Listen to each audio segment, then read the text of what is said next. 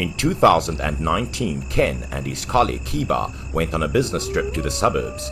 Both returned home after finishing their jobs. Because of going away, and it appeared to be a bit boring, so the two found something to discuss with each other.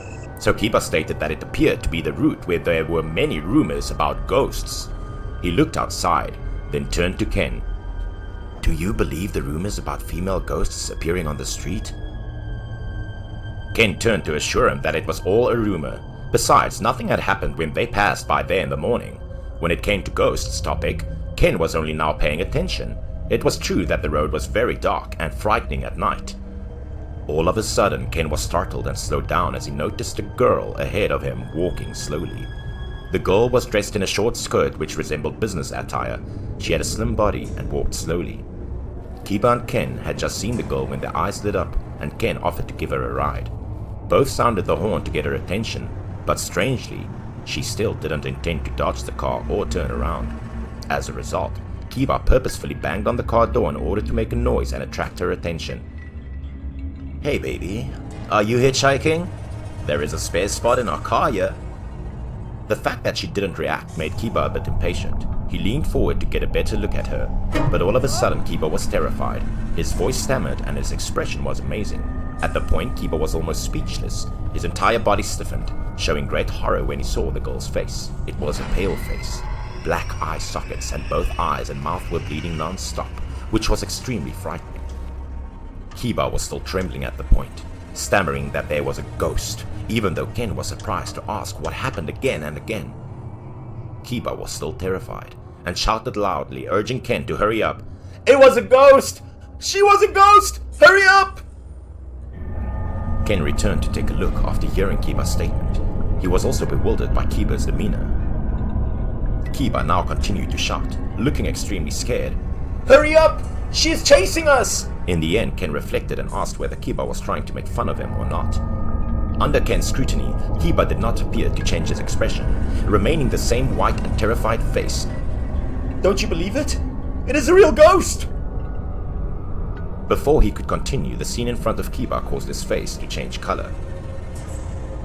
Ken also became aware of something unexpected at the moment, and he was taken aback. Both of them were terrified now. What the hell was going on? It was still the same girl. She appeared in front of the car, and because it was so unexpected that Ken couldn't control the steering wheel, causing the car to wobble. Ken struggled to keep his grip on the steering wheel, and the car narrowly missed the girl. Because it was right at the turn, it caused the car to swerve to the side and then to the other side, creating a very dangerous situation. After regaining his composure, Kiba breathed a sigh of relief. Fortunately, nothing had happened. Ken was also sweating at the time. It turned out there was a real ghost. She just walked behind and briefly appeared in front of the car. It was terrifying. The car sped up to a rest stop. Ken immediately stopped the car. Ken quickly got out of the car and urged his friend to pee. Having to meet a ghost made him terrified in order that he almost peed his pants. Ken told Kiba to deal with it quickly and got back into the car. Ken and Kiba stood a few trees apart. The space was quiet and cold. The surrounding forest was also extremely gloomy. Probably because there were no streetlights, and the streets here were so dense that they blocked out the moonlight, making the place even darker and more terrifying. Kiba was comfortably peeing when he abruptly heard a noise from inside the forest. It was a long, frightening howl. It was terrifying. It was the same girl from before. From afar, she had a crooked gait, her head tilted to one side as if her neck was broken, eyes and mouth still pouring with blood. She was getting closer to him. As soon as Kiba saw her, he froze. His legs were stiff and he couldn't move. The girl staggered like a zombie. Kiba stood in fear for a few seconds. Then he held and dashed towards the car. Ken was leaning against the car, smoking a cigarette, when he noticed his friend running out with a terrifying face. He ran while screaming, "There was a ghost!" Ken rushed in and started the car after realizing that something terrifying had occurred. Ken then quickly stepped on the pedal and drove away. At the moment, Ken and Kiba were convinced that the ghost girl was following them. Now even Ken was shaking with fear. They were both drenched in sweat, but their bodies were cold and shivering. The two were moving at breakneck speed, but the sight in front of them was incredible. Ken's eyes widened in surprise as well. It was her. She stood in front of the car, and by the time they noticed her and realized what had happened, it was too late. There was a horrible noise. Ken crashed straight into her. The force of the impact was so powerful. Today, I'm going to tell you something that my father went through. In the past, in my father's village, there was a still custom called One Night with the Dead. At that time, the custom of this region was very respectful of men and despised women. The status of woman at that time was quite low. When returning to her husband's house, the woman often had to do hard work. If she did not do well, a woman might be beaten and tortured by her husband as a matter of course. No one had the right to interfere in other people's family affairs, and no one could protect the woman. And of course, the woman's family certainly wouldn't want that to happen to their children. Sometimes the police interpreted the woman's cause of death as suicide, and the husband's family would not bear any punishment. So, in the village, a custom was formed. That was, for the first 7 days after the wife's death, the village youth would tie the husband up and lock him up with the wife's body for one night. If nothing happened in the following morning, it meant that the cause of death had nothing to do with the husband or that the deceased had forgiven the husband. The purpose of custom was for the man to suffer some torture for his wife's family to calm down. When my father was young, his friend's sister married. After returning to her husband's house, she hanged herself a month later. So with the support of the brothers, they went to the husband's village and tied the man to perform the above custom. My father said that at the time the man was still very resolute and stubborn, saying that he was very good to his wife and that she had mental problems, so he committed suicide. When the husband found that he would be locked in a room with his wife's body, he got so scared that he screamed and begged to be released. They left him with his wife's body. If he was fine the following morning, he would be free. Before leaving, these people turned off the lights and locked the doors. Suddenly, the whole room was dark. Only the light of the moon shining through the window. The space was completely dark. Only the man and the hanging corpse remained. The husband's eyes were fixed on the corpse. A feeling of fear enveloped him. In this situation, no matter how brave the husband was, he couldn't stand it. He felt fear, his heart pounding in his chest, holding his breath and hoping for a quick morning. The wife's body was covered with a white sheet, motionless. Outside, the husband's screams could be heard clearly. Until midnight, he was too tired to stop. But at this moment, terrible things began to happen to him. He looked directly at the corpse, his whole body shaking with fear.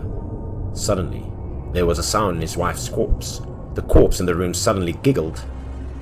Accompanied by a terrifying laugh, the corpse shook unceasingly and it stretched the white cloth. The corpse suddenly stood up slowly. Moments later, the corpse was standing upright with its hair covering its face, and it was moving towards the husband. The corpse's legs had already left the ground and slowly rose. Slowly, the corpse was hovering close to the husband, like when hanging in the house. Despite her husband's pitiful pleas, the corpse drew closer and closer. A pair of white teeth opened and a pale face appeared. The corpse revealed a pair of bloodshot eyes, staring at the man as if to say something resentful. Immediately after, a more horrifying scene happened. The neck of the wife's corpse suddenly lengthened. Just like that, the neck stretched out nearly 2 meters like a snake and approached the husband. The large pale face leaned straight in front of her husband. He stared blankly and couldn't move his body because he was so scared.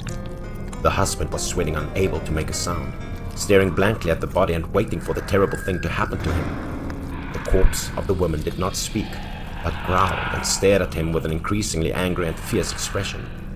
Suddenly, the wife opened her mouth wide and rushed towards her husband. The scene was terrible. Suddenly, a scream rang out. The husband was so scared that he peed his pants. He kept begging his wife not to come near him.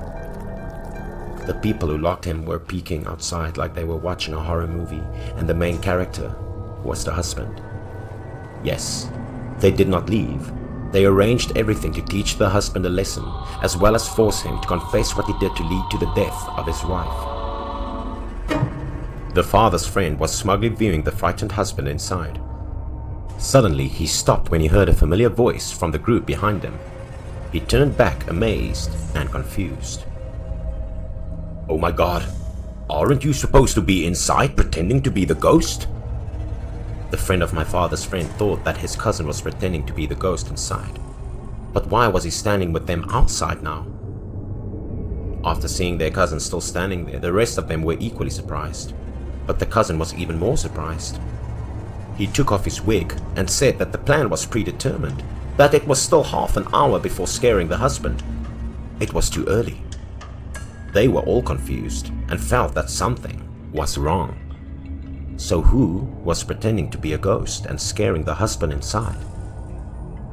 The cousin at this time also scratched his head and said, "Strange, isn't it? Do you think the ghost is real?" At this point, these people looked at each other. They deduced that if this cousin was still standing outside, what they saw inside was the real ghost of his wife.